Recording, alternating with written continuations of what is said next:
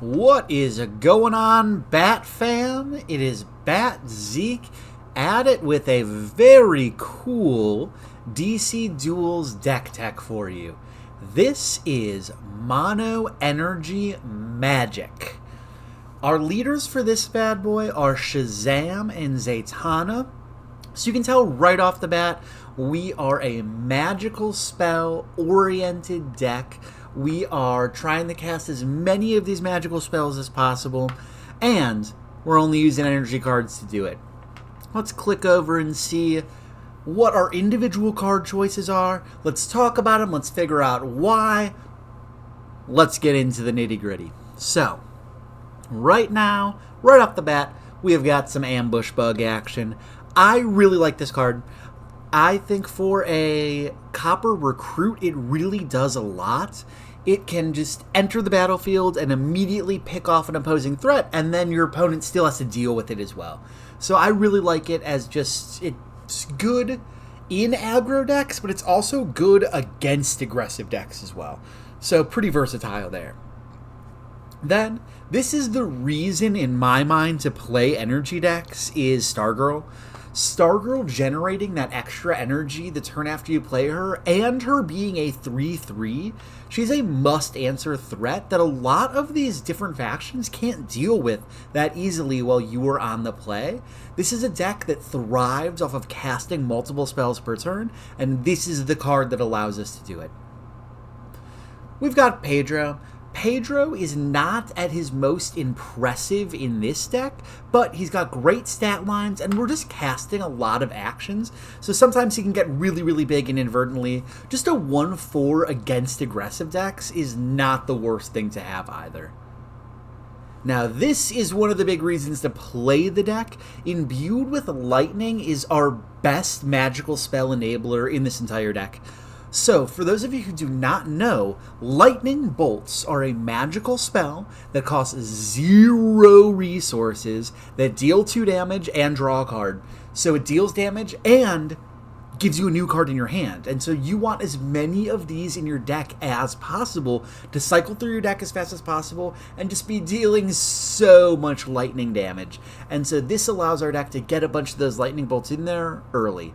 Speaking of Lightning Bolts, we've got Eugene. Eugene is another excellent enabler, and while I am mulliganing often to hit Stargirl, Eugene is also very high on that list.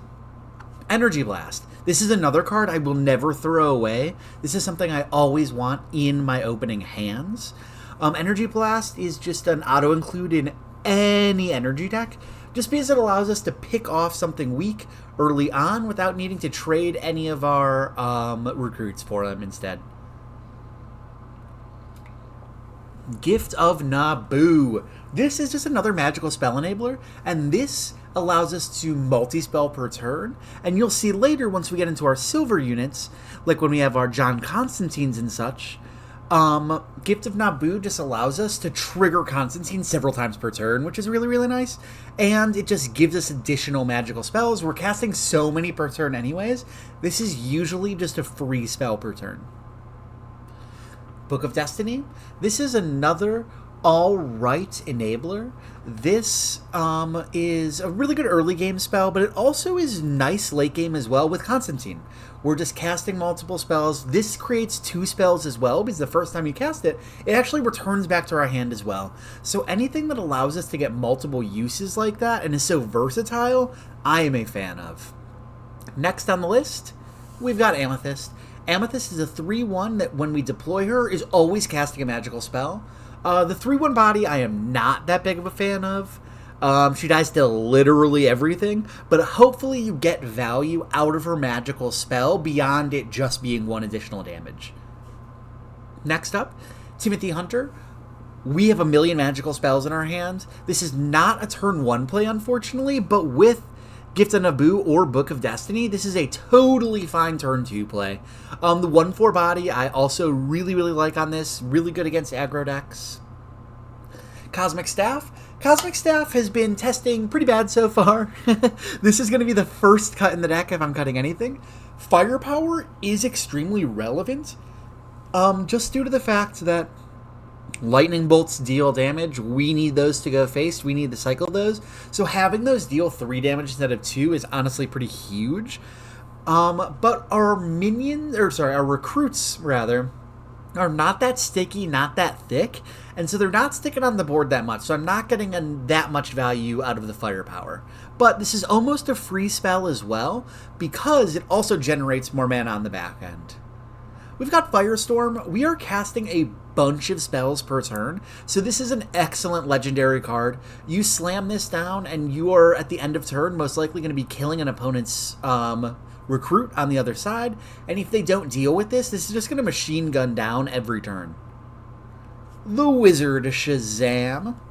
The Wizard Shazam, start of turns, draws an action, just reads draw a card. It has aura, it's hard to deal with, it is a 4/5 body. I think this is an auto-include in a deck that requires 40 energy cards for sure. Booster Gold, we got that firepower going on, a 4/6. Really, really good one. Nice auto-include as well. Have to play a firepower in this deck just to try to close out that game faster. Then we have got John Constantine. This is a linchpin in the deck. You win a lot of these games off the back of John Constantine. You can slam this on turn 4 and then cast 3 spells afterwards if you have Gift of Naboo, if you have any free magical spells in hand. And this will just trigger multiple times. You can get your board huge very fast. Madame Xanadu, she is just another magical spell enabler. She gives us one back to our hand at the end of every turn. She is totally fine, not the best, not the worst. Power of Hope, but this is probably our 3rd best lightning bolt enabler. No, I'm not counting Shazam. Shazam is probably our best one. And so this just gives us more lightning bolts to work with in our deck. Gotta love Power of Hope. Earthquake, this is some AoE, so this is damaging the entire battlefield, excellent against aggro decks, and believe it or not, when you're ahead on life with multiple firepower creatures and recruits, this can end games. Dr. Fate, 7/6, get a magical spell, get a choice of one, just a really big body, and then you just get another magical spell when it enters the battlefield, so you get that immediate value. And then, here's the big reason that we are playing so many magical spells. This is Zatanna. Zatanna, at the end of every turn, is going to deal damage to each enemy leader for every magical spell we've played.